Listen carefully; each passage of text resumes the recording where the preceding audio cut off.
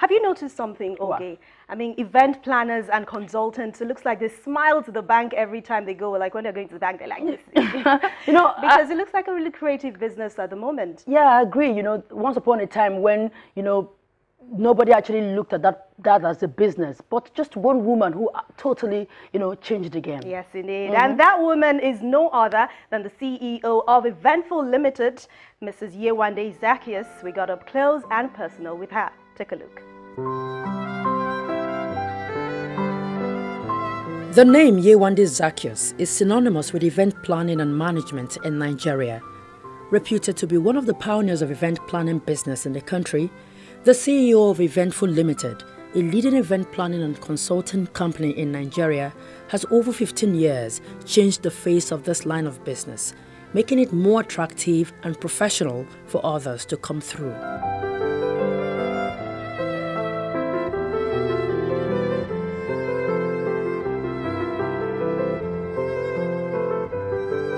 We had a chat with her in her home.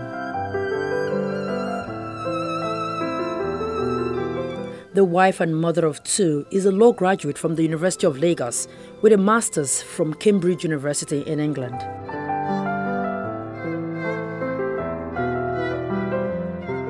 She tells us how the business of event management has fared in Nigeria, the challenges, the future, and most importantly, why she left an 18-year lucrative banking and legal job to take the risk of starting off an unpopular business.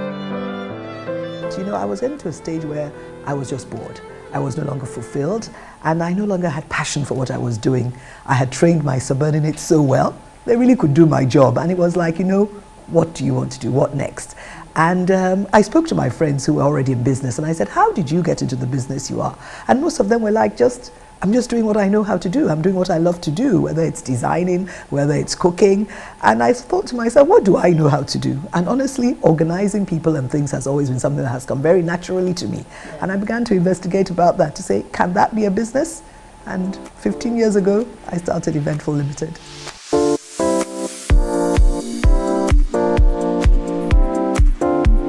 Without a template to work with, Yewande Zaccheaus had to rely on her passion and drive to navigate the initial murky waters. When you do something that comes to you naturally, then you find it easy to do. And for me, instinctively, I knew what to do. I mean, I had been in the corporate world. I was already organizing corporate events in my corporate environment. And I sort of just brought that expertise and skill to my business. And I started, as you said, there was no template, and I sort of just taught myself. I made it up as I went along, but eventually, because of course I came from a background of structure and processes, I was very early on able to put structure and processes into my business, and it was able to work out. So of course there were a little stumbling here and there. I was going to ask, did you fear you were not going to succeed? I hope it doesn't sound arrogant, but somehow it never crossed my mind, because I was always brought up by my parents to believe that there was nothing I could not do if I set my heart to it and if I prayed to God about it. And honestly, I didn't really ever doubt myself, but there were many people who said to me, are you crazy? You're leaving this high-flying job to go and do something that nobody has ever heard of. But look at it now, 15 years down the line, nobody can survive without an event planner at their events. What was your first job that you handled? To tell you the truth, the very first job I handled, I was actually still working in the bank, but it was during my vacation. Okay. Because I said to myself, let me try this out. And I went to an old friend. He was, like a big brother, and he was the MD of a bank, a bank that I banked in. And I said, you know what, I'm thinking of leaving my bank to do this. What do you think? And he is somebody that supports entrepreneurs, and said, you know what, why don't you try this? We have this big children's event that we'd like you to handle, that you can try your hand out. So I took my vacation. I wasn't working at the time. I went and did this event, and my goodness, the thrill, the joy in just sorting this thing out, and then, being able to give the clients exactly what they wanted. And I just knew that, this is what I was born to do.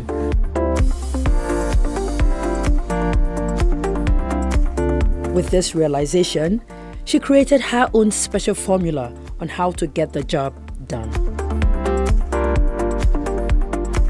Basically, the first thing you do is we have a meeting with the client, we understand his needs, we come up with a budget, you know, we make sure the budget fits, you know, that person's financial situation, and then we go back and forth. We just try to ensure that we bring your dream to life. Okay, now let's look at, you talked about budget.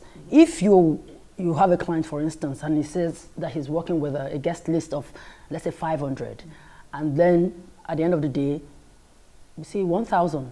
How do you manage the situation? You know, we always tell, you know, Nigerians, we like to guess a lot. People always just say, oh, I'll have 1,000 people, or I'll have 500. I always say to people, write your guest list. Because people have it in their heads, you know, they just pick out these numbers out of nowhere. So we're very, very particular about people really being realistic. Because you see, we don't want you to, waste your money. Yeah. Sometimes people think they really have loads of friends and family, and you get there, and the place is half empty. Sometimes people estimate, and then the place is too full. So what we just need to do in cases like this is we try to also understand the client, and we try to also sort of see from their background and their profile, we can also sort of guesstimate the kind of numbers, and we're able to advise them that, you know what, don't use this venue, it's certainly going to be too small for you. And then we also work with providers that are quite generous, so that we're able to stretch things. But obviously, if you lie to us, if it's a deception in the first instance, then, you know, we just manage it the best we can. All right, you've been in this business for 15 years, so for you to be that long, that means it's financially rewarding.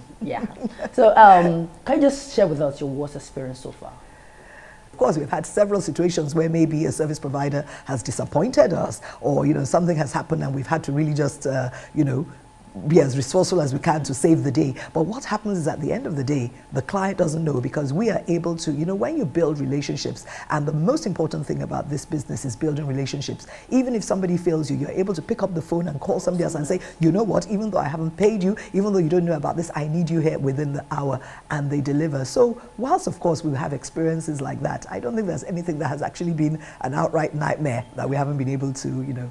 I meet up with anybody and they say they're all event planners, but is it that there is no entry or little or no entry level for it? You see, that's what is interesting, and that is why a lot of people, when I said this was a business I wanted to do, felt, I mean, how can you've got a master's from Cambridge, how do you want to do this business that has such a low entry barrier? But you see, it's okay, because at the end of the day, everybody brings their own professionalism to it. And I think what has happened is that because you don't actually have to have a degree or some qualification in events management, people think it's an easy business to come into, but you do require certain skills, certain expertise, and you certainly require certain characteristics that make you an event planner that will be able to run a sustainable business. You need to be a relationships person, you need to be extremely organized, you need to be meticulous, you need to have very high sense of integrity, and a lot of these things, many people go into it and you'll see they fizzle out, but at the same time, there are a lot of men and women in it who are doing very well. Now, the influx of people into the business, do you feel, okay, let me not use the word threatened, but do you have your concerns? Not at all. Not at all. I think, you know, Nigeria is a huge market. I mean, I was at a conference yesterday and I couldn't believe the number of, you know, men and women who are there who are event planners. Many of them I'd never heard of before. But we have a huge market for this, and we're very creative people. So whilst I know that there's an association of event planners who are trying to sort of, put procedures in place to ensure that people do the right thing, it's still a new and growing business, and we'll get there. But what is important is for those of us who are forerunners and pioneers in the business to set certain standards and certain examples to ensure that people know that we live by these principles and that integrity is our watchword. You know, because of the program I present, I get to attend events all the time. Yes. And I see people with different attitudes, you know, guests, people with unruly, you know, behavior and all of that. How do you, apart from your clients, how do you handle people at events venue? People can be so, what's the word? Rude isn't an understatement, but you just have to be professional, and you just have to explain to people, especially when it comes to seating arrangements. People want to sit, you know, right in front where the bride and groom should be, you know, and things like that, even at corporate events. So we've just, and all my staff are trained to be extremely courteous, extremely professional, but very, very firm. The stress, the sweat, the long hours and days of hard work disappears when she sees her projects come together in a way that leaves clients totally satisfied.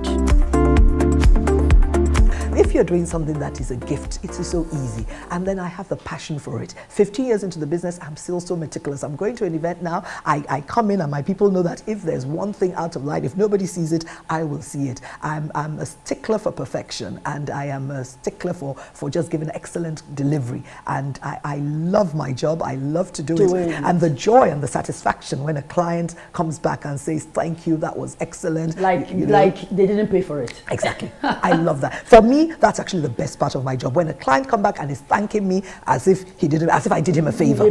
For me, that's really the highlight of working as an event planner. With her achievement and the satisfaction she gets from her job, she also makes sure the home front doesn't suffer. You need to understand when it's your family that has to come first. You need to understand the season when it's your business that you'll give the priority. So as long as you're able to juggle those balls, always making sure that what needs you the most is what you concentrate the most on, then somehow you're able to balance it all out. I mean, there may be blips here and there, but I think generally that, and with a lot of prayer, we're able to get around it. I have a very, very supportive husband. My husband, Tenny, has just been he's been my champion, the real wing beneath my wings, and my children have been fantastic, because you always think that when you leave the corporate world and start your own business, you're going to have more time. And of course, I found out that I was almost even much more busy than when I was in the corporate world. But they're very well-behaved, independent children. And for any woman in business or even in management, when you have that family support and you have that, you can really go fast. And let's get down to your fashion. What's your style? How do you define your style as a person? The minute I became an event planner, and that's a creative business. So for me, I love colors. So Ankara was just a natural flow. I love Ankara. I'm always wearing Ankara in suits, in dresses, in jackets. So for me, I think if anybody were going to describe me how would you describe you? And in that case, you'll say, yeah, she loves Ankara. So I just love to be. I love bright colors. I love what I wear to define who I am. I'm just easy, I'm cheerful, I'm bright, I'm happy, I'm fun. So energetic, passionate. I mean, so that's the kind of job you do. Yes, yes, exactly. You don't have a choice but to do that. Yeah, so basically, I'm who my job is, what I wear is who I am. So it's all, easy. Yeah. All right, if you're not working, what do you do? I love to go on vacation. I love to travel to different places. I love to eat out. I love restaurants, and I love watching movies. I love reading books, but I never have the time to read books anymore, which is a real shame. But whenever I can grab some time. But those are my real joys. Very simple things. I know you have a lot you're doing at the moment, but in the next, what's your future plan? In terms of event, as I've said, I've been in this business 15 years. We've done all we're the pioneers in the events business.